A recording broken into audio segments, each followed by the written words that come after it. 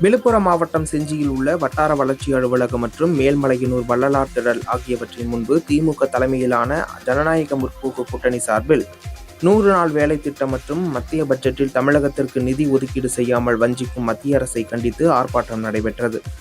இதில் திமுக முன்னாள் அமைச்சரும் சட்டமன்ற உறுப்பினருமான செஞ்சி மஸ்தான் உட்பட நூற்றுக்கணக்கானோர் பங்கேற்று மத்திய பாஜக அரசை கண்டித்து முழக்கங்கள் எழுப்பினர். திராவிட முன்னேற்ற கழக தலைமையில் உள்ள ஜனநாயக முற்போக்கு கூட்டணி கட்சிகள் சார்பாக மத்தியிலே இருக்கின்ற ஒன்றியத்தினுடைய பிரதம மந்திரி மாண்புமிகு நரேந்திர மோடி அவர்களுடைய தமிழகத்தை வஞ்சிக்கின்ற நிலையை கண்டித்து நடைபெற்ற ஆர்ப்பாட்டம்.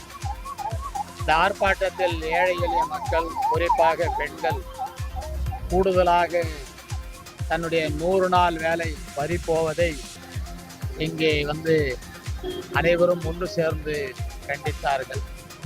மோடி அவர்கள் தமிழகத்துக்கு வழங்க வேண்டிய கல்வி நிதி உதவி தொகையும், வளர்ச்சி பணிகள், சாலைகள் மேம்பாடுகள், மேம்பாலங்கள் கட்டுகின்ற பணி, ரயில்வேக்காக வழங்குகின்ற திட்டம், இதையெல்லாம் கொடுக்காமல் வஞ்சிக்கின்ற செயலை கண்டிக்கின்ற வகையில்தான் இந்த ஆர்ப்பாட்டம்.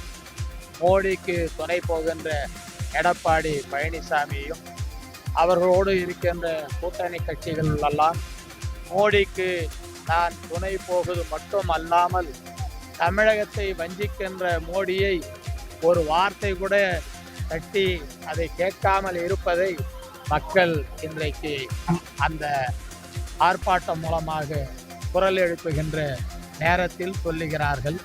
எனவே மோடி மற்றும் அதற்கு துணை போகின்ற எடப்பாடி போன்ற கட்சிகளுடைய செயல்பாட்டால் தமிழகத்துக்கு சேர வேண்டிய நிதியை பெறுவதற்கு தமிழ்நாடு போராடும், தமிழ்நாடு வெல்லும், இங்கே ஸ்டாலின் ஆட்சி தொடரும். இந்த தொடர்வுக்கு தான் இந்த ஆர்ப்பாட்டத்தில் இங்கே ஆயிரக்கணக்கான பெண்கள் தானா முன்வந்து இந்த போராட்டத்தில் கலந்து கொண்டே இருக்கிறார்கள். நிச்சயம் இந்த பணி தொடரும். தமிழ்நாடு வெல்லும். 200 வெல்லுவோம், படைப்போம் வரலாறு.